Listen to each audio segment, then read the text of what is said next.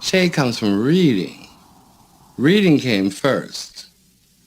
Reading is the real art form of insult. Now you want to talk about reading? Let's talk about reading. But I don't have to tell you because you know you're ugly. And that's shade. Everybody get the same dance sound. Everybody get the same dance sound. Everybody get the same dance sound. Everybody get the same dance sound. Hello, everyone, and welcome to All Tree, No Shade, the hot topic show where Jip Jack and Miss Patty give it to you like the fuck it is. And remember, like Amanda Seal said, we didn't shade you. The facts did. All right. Okay, and let's get into our first segment for the night, tea leaves. That's where we empty the cup of the big tea and read the leaves. First off, we have, like, if you haven't heard about this, you've been living under a rock. The slap heard around the world. Will Smith slapped at a Chris Rock at this year's Oscars ceremony after Chris Rock made a G.I. Jane joke about his wife, Jada Pinkett. Now, there's been a lot of talk online going on about this story. So many different opinions, so many different feelings. As of right now, Whoopi Goldberg, host of The View and also a governor of the Academy Committee, says that Will Smith will definitely face some consequences, but she doesn't believe they'll take his Oscar. What do you feel like? What do you feel about this story? Of all the people to have anything to say about this, of all the black women, Whoopi Goldberg making decisions is not necessarily the one we want. I think she's in Will's corner, though. I mean, she's as in Will's corner as she can for who she works for. But you know, and you know, that's all anyone can do, I guess, right? You know, so no shade, all tree. But at the end of the day, I believe that, you know, I Will did what he had to do. Reasons, man, he did what he had to do. His wife was being completely you know, railed in front of everybody yet again by Chris Rock. This is not the first time that Chris Rock has come for Jada. At least he had the cojones to do it in her presence this time. But at the end of the day, Will did what he had to do. And I feel like it would be easy for someone like Whoopi Goldberg to make this decision, because I think other black women might struggle a little bit with this one, and that, like, it's really nice as a black femme to see a black man go so hard for his woman. You know, I have my other issues with that act, but overall, it was it was triumphant, you know. And of all the people for him to slap, of all the black men for him to slap, Chris Rock was choice meat. I would have to agree with you. I feel like there are two sides to this issue. There is the people on both sides. There's the respectability camp where, especially like in the black community, people feel like something of that nature should have never been done at a place like the Oscars. You know, we gotta keep it cute, pulled up tight for massa at all times. That's how y'all sound.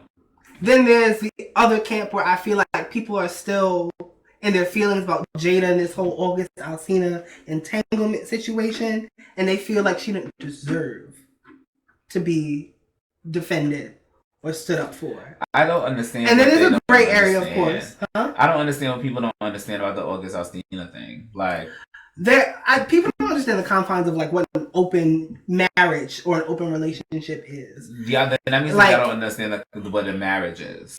Okay, a marriage is a decision, a contract, in fact, a business contract between two people as to how they will run their life, finances, and the rearing of any, you know, offspring or other wards in which they should guardian. So at the end of the day, it's the favorite thing to say. At the end of the day, how they decide to live their marriage is up to them and nobody else. And how dare y'all essentially impose your own repression on them? Ooh, you can't handle. A lot of people had a lot to say about, you know, what occurred that night and their marriage in general. People like to take this narrative that Jada stepped out on their marriage, which wasn't the case. That's not the case. They had an understanding. And somewhat a party that they brought into their relationship together probably was not, abiding by the boundaries set forth. Maybe more feelings than they should have. Who knows? It's all speculation. It's all we have alleged. no idea. All we know is that there was an entanglement, and Will sat there in front of everybody and had it said and didn't sweat. It would be different if Brother Man sweated. You know what I'm saying? He had his little emotion. Yeah, he had his little emotional reaction. He was like, yeah, you know what I'm saying? It's whatever. You know what I'm saying?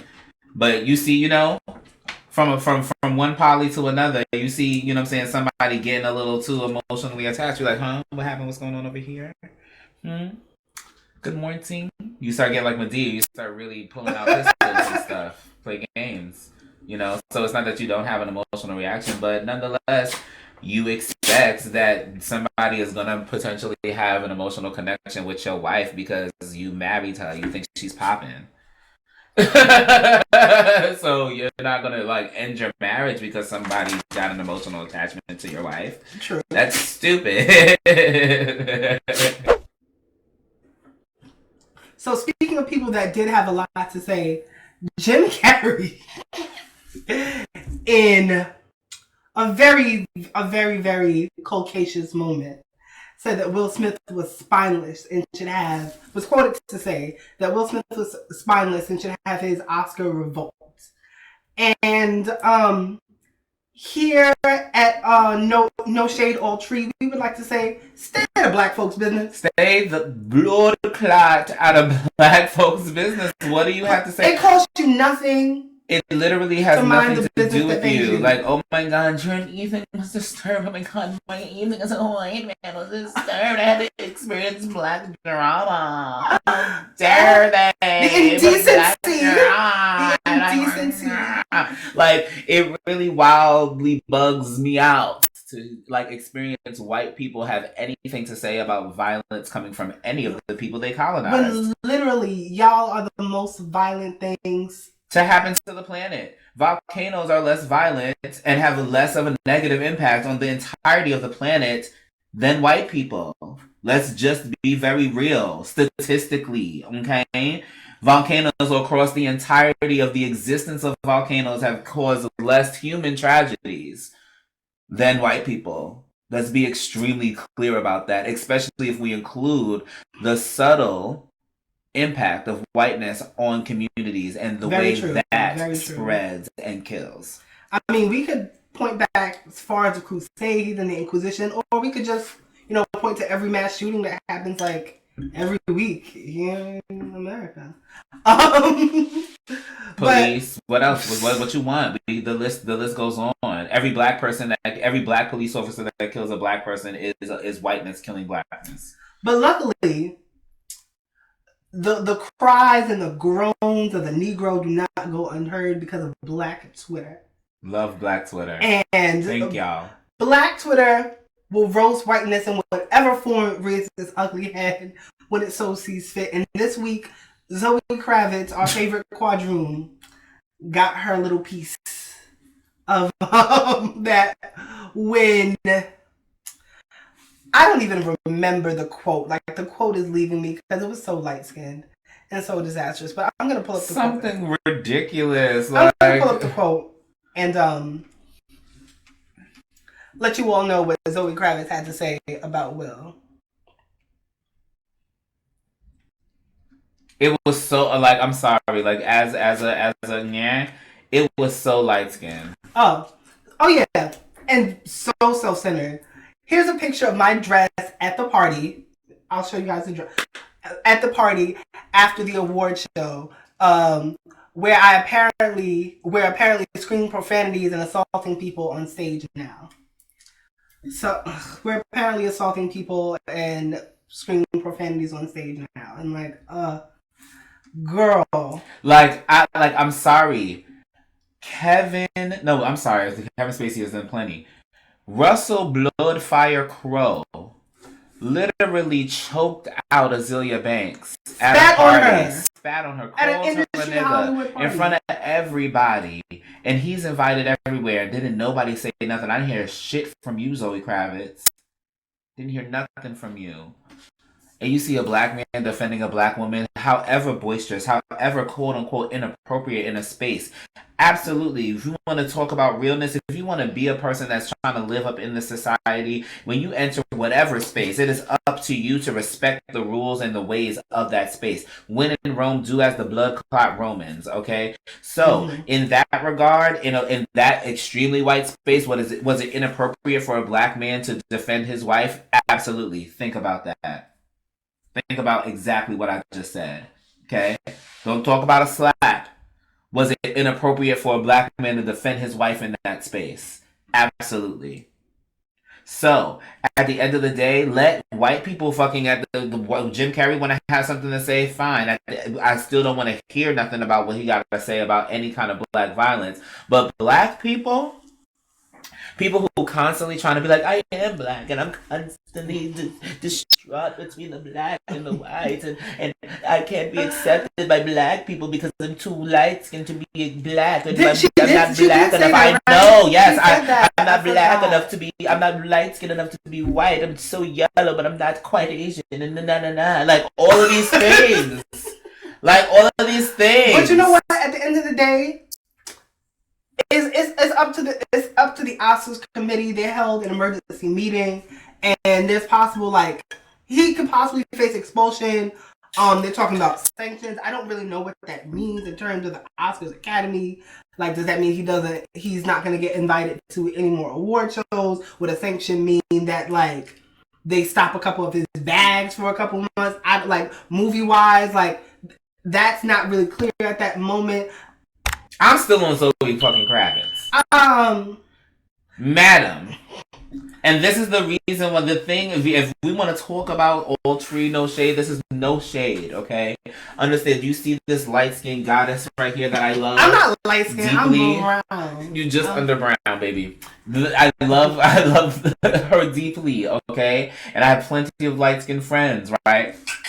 Right? So anyway, all I'm saying is this is the thing that makes people who happen to be a little bit deeper melanated and very less ambiguously black feel like we can categorize this as light-skinnedness, because what it is you still upholding whiteness by any means necessary and clinging on to the fact that you are still somehow more acceptable than any Negro that happens to indeed be darker skinned than you, because it's not like Will Smith is dark skinned, but he not as light skinned as Zoe Kravitz. So she has an up on him in terms of how white people receive her in that regard, regardless if she has these loose locks or not. So at the end of the day, yet again, right, Will Smith being a black man in this moment, you could not wait to be like, hey white folk, I'm just white enough. And that's why we'll see what happens. People be like, yo, that light skin shit, and why we can call it that. And even when we look at dark skinned people, we be like, that was light skin ass. Chris Brown. There are cultural light skin distinctions, things that proximity to whiteness emboldened you to be able to do. Money money is the best I bleach. Chris Rock, I bleach every with every freaking million he has. There's more bleach on that skin. If you think about it, allowing people like Louis C.K. to say nigga. Oh well, that's another. With a hard. Well, that's Chris Rock, and that's a whole nother. But just saying, he chocolate brown, light skin. In that mind. That's all I'm saying. So y'all, especially when she gets the opportunity to be like, yeah, this is some light skin shit. Understand? We're not trying to be colorist. We understand that light skin people are black. We just saying that proximity to whiteness. Not only do it have its allowances, but y'all be clinging. So the next story for tonight. Talk about light skin and being chocolate brown.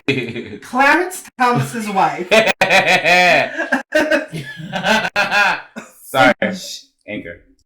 Virginia Thomas is being implicated in quite a few ways with the January 6th insurrection. So right now, news outlets are reporting that the January 6th committee, actually, we have a video for you. We'll give you the rundown. Let's watch the video, and then we'll discuss. Run that clip, Miss Patty. A growing scrutiny tonight involving Supreme Court Justice Clarence Thomas after news that his wife, Virginia Thomas, texted the Trump White House urging efforts to overturn Joe Biden's victory.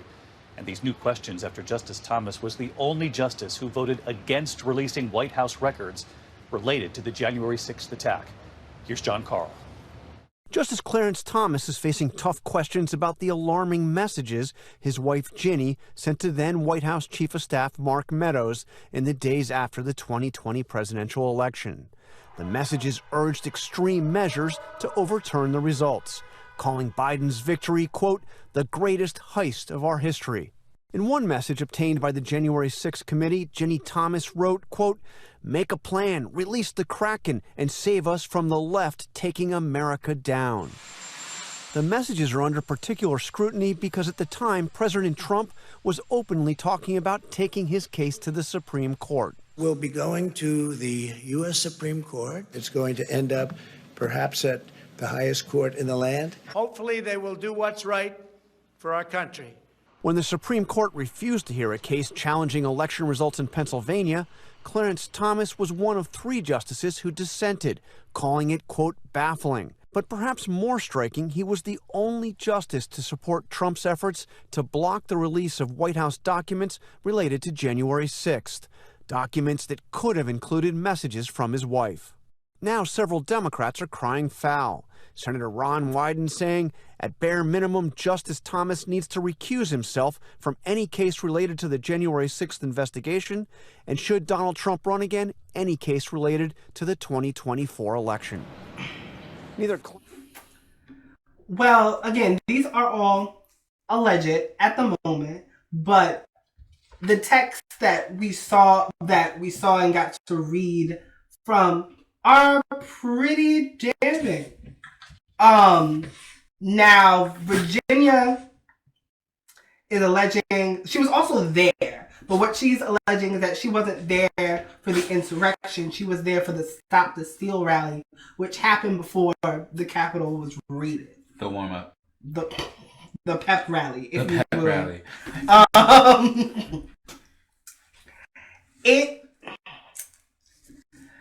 This is what happens when you get on and leave that ass for a white girl. Mm-hmm. These are the repercussions that you can face, and I feel like. But he very clearly agrees. This is not. And we also know how things like neocolonialism work, where it's white power and blackface. There are names for that in the black community, which we're not allowed to say here, but we know what it is. Look like a thief in the night. And Clarence Thomas is a conservative. He has a very conservative voting track record in the Supreme Court. His wife being a Trumper does not surprise me. But what always baffles me and concerns me is just how can you, as a person of color, especially a black person, even with levels of assimilation, lay up at night with somebody who supports someone that, Because to some degree, there's no way to do it. And I mean, I've met a few interracial couples recently, and, we've all somewhat at least me and the people of color in those interracial relationships have all spoke of my concern for them. You know what I'm saying? And, some of which is okay, yeah, I'm okay with, certain things that I've seen. But at the end of the day, it's always concerning because unless this person is completely against the system in general, is completely anti the system, anti this establishment, completely understands where their skin, just having it in existence in the first place goes to keeping the system in line, and they work to literally levy whatever skin they have to the advantage of the person that they're with, at least if they're not doing all of that, then like everything that they align with is going to be against you as a person of color because it's going to be for whiteness no matter what. Or you voting as Negroes. Those voting as white people are voting white. Even if they vote the same person you're voting for. And that's she was one of the, thing. what was it, 53% of white women that voted for Trump or something? Right. Something like that. I don't remember.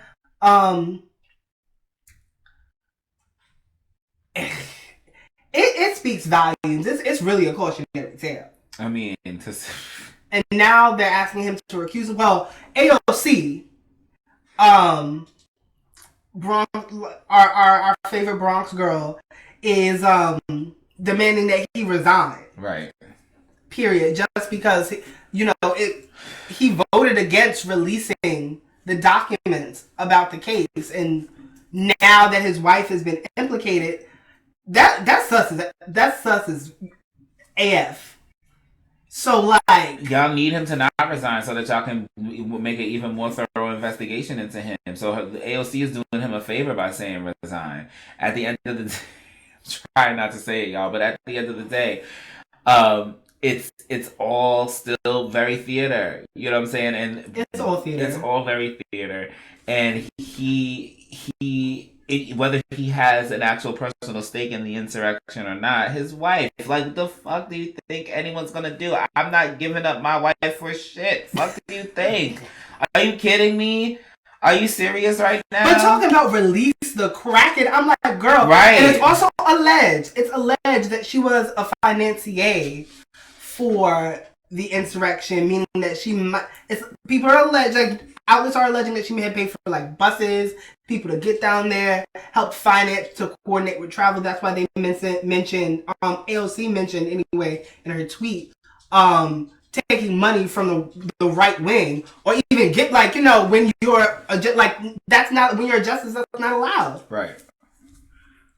And I know, like, this is like the opportunity some people in Congress have been waiting for, to go for blood with this insurrection thing. And we're gonna see how this plays out. We're definitely gonna stay on top of this story, because I want to know if she's going to jail. I'm trying to see her go under. She needs to be a midnight snack at the commissary. Let me stop. Like Lauryn Hill said, you gotta watch out. That thing. But so drop it. Let's get into our next story for the evening. Blac Chyna was Tiger Poom Poom. Kylie Jenner used VR Poom Poom take away Tiger from China Poom Poom, so Chyna just give Kylie Bretta Poom Poom. Our next story is reality television mogul Blac Chyna is crying broke. Earlier this week, Chyna tweeted that, and I quote, "Yesterday I had to give up 3 of my cars. My reasons: morals, beliefs, being a single mother, no support. I am a mama." Trying to say that the fruit of her poom poom is not bringing the bag. In the West Indies, we call that, Jamaicans mostly a pussy pension. She's mad that she's not cashing in on her pussy pension, and things have gone awry. And her baby daddies, Rob Kardashian and Tiger, have clapped back. So they came for that neck. And also, rich people problems #1. Down. Like 3 of your cars, the world's small. Like, we're playing the world's smallest violin. Like, and I just got a distortion pedal for my electric. So Rob, you want to read what Rob said? Rob Kardashian official with the blue check says, "I pay $37K a year for my daughter's school.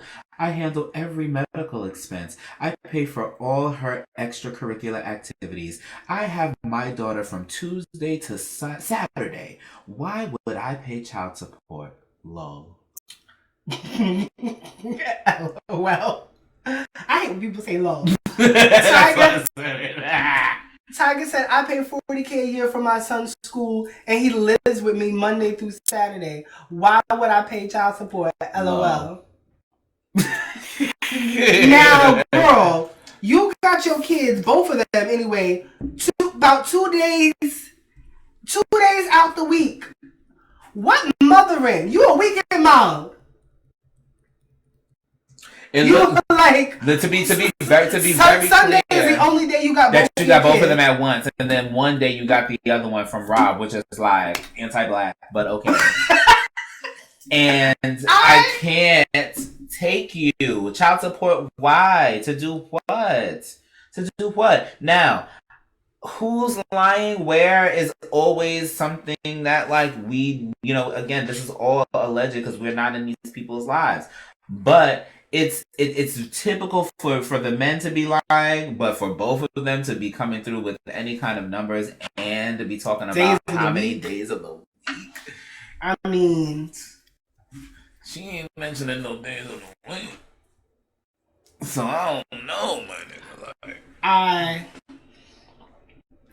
I would be remiss to say that I feel bad for her, but I'm like, neither of these dudes have the earning potential that they had when you had their babies.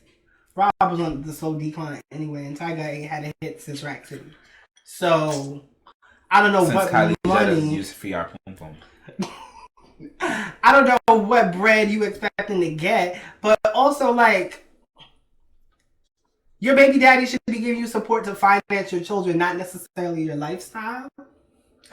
And like, I know a lot of black women out there like may disagree with me. As a parent, like, I know it can be difficult, and kids are expensive, especially when they're under 10 years old, and you got two. But girl, you got them 1 day a week, and your baby daddy pay for their school. Shut up. Like, it would be so different if you had them 3 days a week, because you having them 3 days a week, that a person paying you into your lifestyle is also making sure that their lifestyle is continued throughout their child's experience, because they know there's no way in hell they should be going to your house and it's a completely different experience than what they have at their dad's house. You know what I'm saying? That's not okay. You know what I'm saying? I mean, it happens. It very much happens, but I don't think that's okay. And the fact that the law sets it up for that to be commonplace is not okay. But as it legally stands, they have no recourse to, like, and no reason and no motive, and there's no legal precedent in which you can suddenly like hold them accountable for how you live your life and how much that costs. Like, I'm sorry, it ain't right. They got you pregnant. They was all right with it enough to have you keep it out. We don't have any text messages of them contesting you're keeping it, but you kept it, and they're taking care of the kids. And girl, look at gas prices right now. Consider it a blessing. Maybe you didn't need the Ferrari and the G-Wagon. Like, filling those things up. Like, hopefully whatever you made from it didn't all go to whatever it is you had to pay off. Hopefully you got a little something in the bank and have some coin in the pocket for girls. You know what I'm saying? But hey, next time aim for a budding NBA player.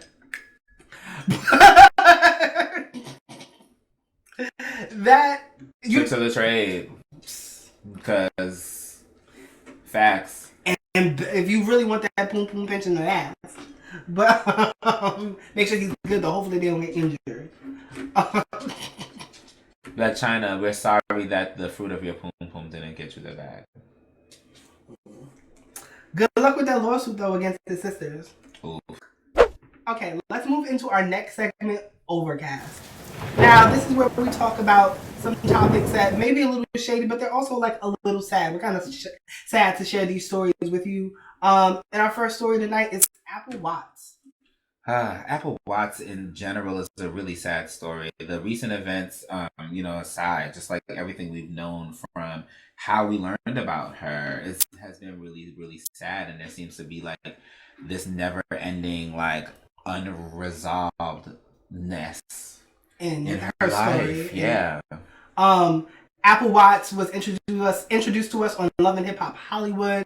She was in a tragic car accident last week that involved a truck.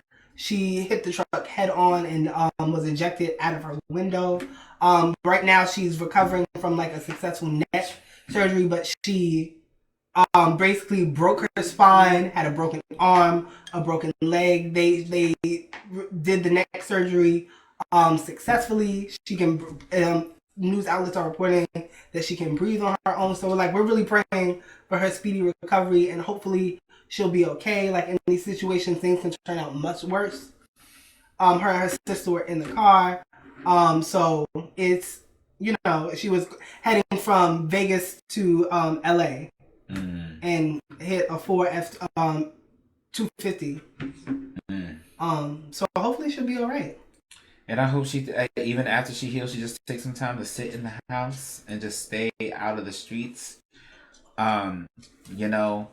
Sometimes the answer is literally to sit and do nothing. People be stressed and they be like, yo, just wait. Sometimes it's just be like, wait, I don't got the answers, and not having the answers is stressful. Just wait. She be searching. That's a searching ass bitch. And I respect the search hustle, you know what I'm saying? But I want her to rest and let things come to her. And if they don't come, then you don't need it. And if you could let whatever go, let it go. Because it's not worth your body the way it's been literally costing your body this whole time. It's not worth your body, and your soul is already being like, chip that girl. Like, please, breathe, sit down. So we're praying for Apple Watts and sending positive vibes out to her. Glad and to her hear family. that you can breathe on your own. We got to get her speaking. Because if anything, talk about your experience. Now, usually an overcast, the clouds are casting the shade. It's not coming from the sun and the tree, but we do get a little shady and overcast. And our next topic is the bad boys on Zeus. Now, I don't want to say we had the pleasure of watching the show, but we watched 2 episodes of this show produced by Natalie Nunn, former Bad Girls Club star. And the Zeus Network puts out a lot of questionable content, a lot of shock value content, and I don't know if this is a plan to get people interested to draw them in, but they haven't put out, hey, Zeus, we're here.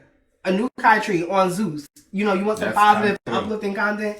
I think it's time, but the Bad Boys Club, man.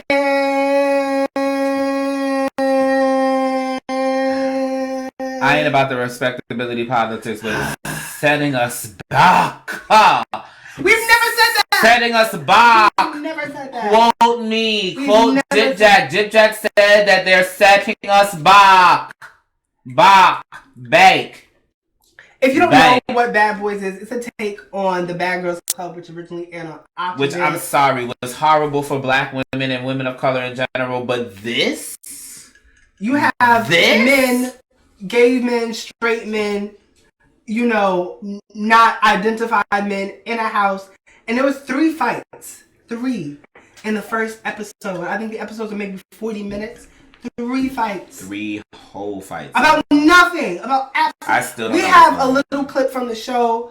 We're gonna show this clip, and we're gonna talk about why this is something the gay community.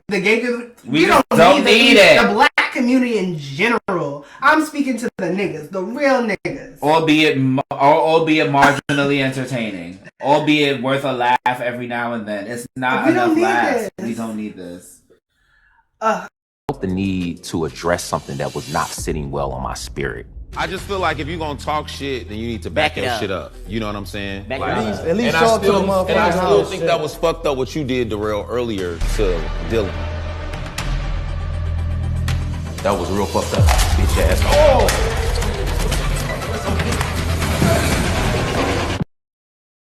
There's so many things. That's all we gonna show for now. There's so many things. So up until this point, the reason he even threw the drink on Homie is because Homie, who's where the money reside,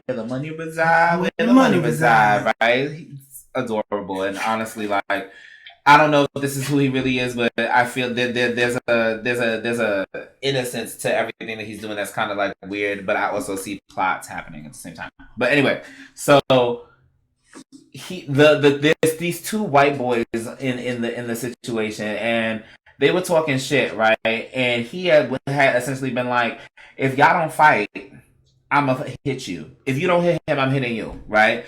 Now, if you've ever been in the hood, I don't know where. Hood mamas, hood best friends, hood cousins, hood older cousins, hood bigger brothers.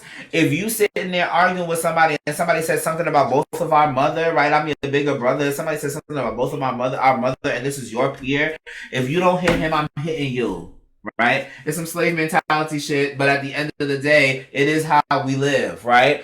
So this is what it is that he's saying. He's like, if you don't hit him, I'm hitting you. So the two white boys pretend to fight. They literally scuffle, like a little windmilling, but nobody's connecting. Nobody's connecting at all. So they didn't want to fight. They were trying to get them to fight from the bus, but this is not a recap. We say all this to say there's a lot of unresolved issues around like queerness. I had a point. Go ahead. So this backstory is coming to a point. So at the end of the day, the homie that was like, oh, I feel like if you need to be about something, if you want to say something, then be about it, and then going to essentially contradict himself by having a problem with the homie that was like, hit him or I'ma hit you, to the white boys by saying, and I had a problem with what you did to Dylan, who was the sexuality in question, white boy, and it's a contradiction. So this whole show, besides the fact that it's completely, which we're going to let Miss Pat get into all the reasons it's all kinds of fucked up for the community and why we don't need it, but aside from the fact that we don't need it, it's not making sense. It's not like Natalie told them that it's like, if y'all gonna fight, like there has to be some sort of like reason. Y'all can't just be fighting for no reason. That's not what the show is about. And she was way too much in the episode, for my opinion. Period. And it added nothing. We're really trying not to do a review show. Like we might as well. If y'all want a review show, ask us. Yeah, let us know. Let us know down in the comments if you want us to review Bad Boys Club. We'll do it. Bad Boys, sorry. But yeah, I feel like, because there are so many unresolved issues in the Black community, like relating to queerness, relating to violence, relating to trauma, things that we are just now as a community being able to like speak about and verbalize and give names and language to, in like this current age.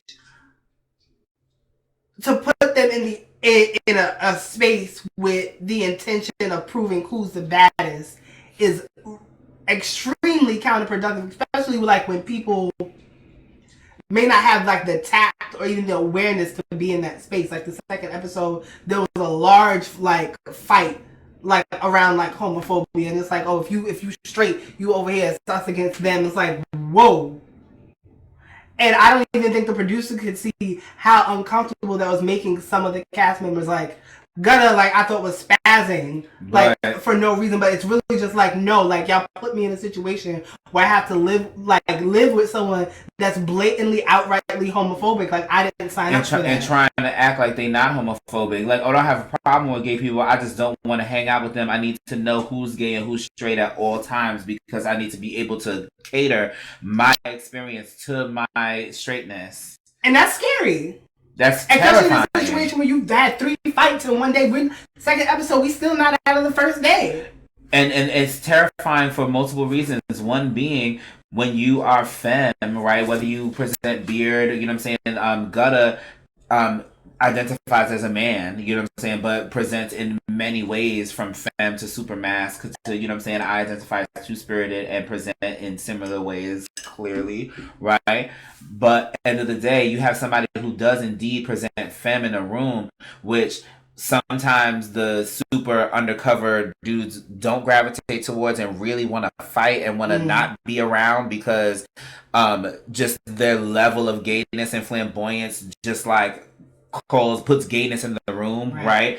And then there's the ones that they gravitate towards them because the femininity is comfortable enough for how they identify as straight, and still like the masculineness that does indeed exist in this person who does present femme often allows them access to this thing that they're repressing in the sexiness that they find in the masculinity.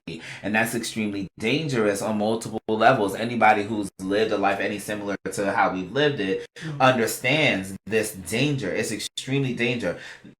Danger has sex appeal, you know what I'm saying? So it's not like literally the danger be bringing the girls to the situation in the first place. That happens, but nonetheless it is still extremely dangerous. And to sign people up for something like that and not at least be like, hey, so this nigga gonna literally try to split y'all up, like this nigga really can't like handle the idea that there are gay people in the room. And they called out so many things, such as how DL it makes him look, how sus it makes them look to be like. And I'm glad a lot of them in the room said the thing. Yeah, and there was just this one moment where one person was about to actually say something that was really Milan was about to say something that was really poignant to Natalie, who was not fucking listening, but Gutta like literally just like blew up and interrupted the moment. I was like, God damn it. I was like, God, I wish you would have waited like 10 words, because there's something that she's not getting, because she was trying to be like, oh, people ask questions. Yeah, people ask questions. People are going to be uncomfortable. People want to be this, that, and the third. And Milan was like, no, there's a difference between somebody asking, are you gay? Are you straight? Like, by all means, like,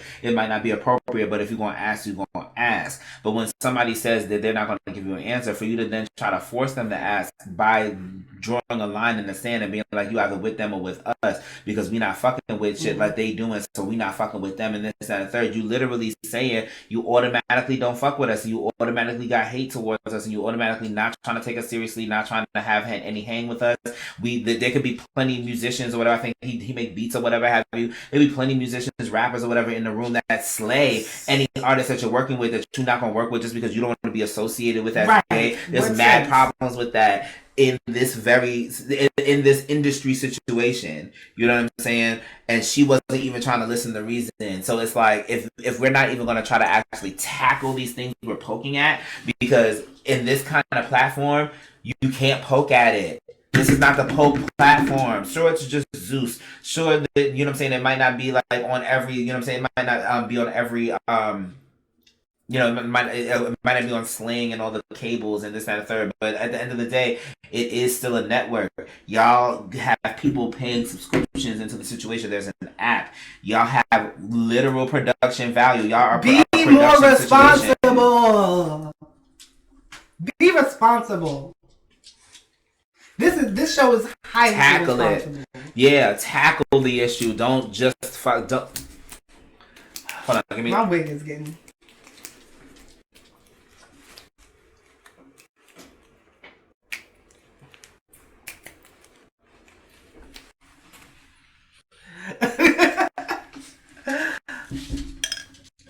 I agree. And actually, with that said, that's actually a perfect closeout for us.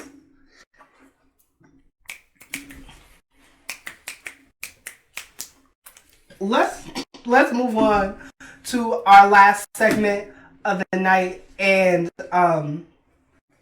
let's move on to our last segment of the night and get into our final story. And this is our final segment for the night, floating through the breeze. So we're just gonna lightly touch on some like nice light stories that you can catch a little leaf to at the end of our show. So the first thing we're going to talk about kind of also breaks my heart. I wanted to put it in overgas, but the stars of the movie Crashing Into You, Sun Ji-hee and Hyun Ben, I want to say those correctly, are getting married. Both of them are hot, first of all. It's beautiful. Like, girl, you stole my man. The dress so simple, and I'm sitting right here, but it's fine. The dress so simple and understated. You know what I'm saying? Like, I was like, "Ooh, bitch, that's a nice dress." Yeah, these wedding photos are like epic. They're so beautiful. Like, so happy for them. I love that movie. We love like Asian movies in general. And not understated in the way that like Europeans want things to be understated. I mean, like accentuated, but like real simple, precise, like clean. Literally the way the hemline was hemmed. Yes. Was doing everything for her body. This is the kind of thing that, like, if we talking, you know what I'm saying, drag, that they be asking for in RuPaul's Drag Race, the very detail-oriented things where, like, yes, the hem is indeed proportionizing on a hoe. Work. Very much that. Very much that. Erica Mena and Safari are officially divorced. Erica Mena announced at an event early last week that it's done, it's over, the paperwork, I assume, has been filed, allegedly, but we've seen this makeup to break up back and forth for a couple times. We'll see. I feel like they were both too immature going into this marriage. But they're gonna always be fucking. It's gonna be this is one of those situations where I do feel like it was real love. Like they actually this was a real thing. Yeah.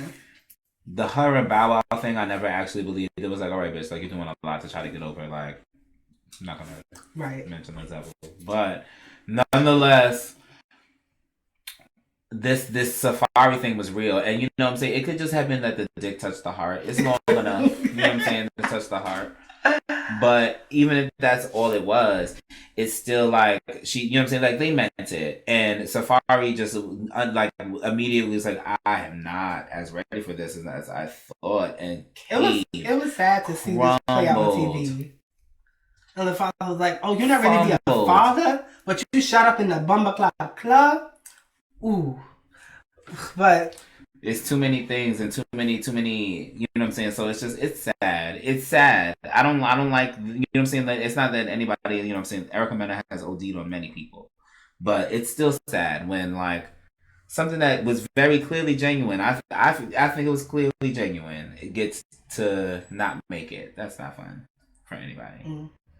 Speaking of breakups, Anthony Anderson and his wife for 22 years, Alvania, are also getting divorced. 22 years. That was his day one. That was his day one. That's mad long. Another sad story. But Haley Bailey and DDG actually have gone public with their relationship. And they're so cute. They're like a really cute couple. I can show you the pictures of them. I actually showed them so you can see. They're a cute couple. Girl, though, these mumble rappers be type disposable. I hope you're not thinking this is for your other love. Girl, have fun. But get you an athlete with a promising retirement fund. That's what I'm saying. Like if you want to like maintain a certain lifestyle, if it's some money, like there's nothing wrong with like dating a regular dude or getting married to a regular dude when you're in the industry, as long as they understand like what you go through and what is required of you as an artist. But like, you know, if you need things, there's nothing wrong with needing things. Like get you an athlete, girl. But have fun. Rappers are fun. Like have fun, girl. Like live it up. Our next story, our last story for the night is actually quite a serious one.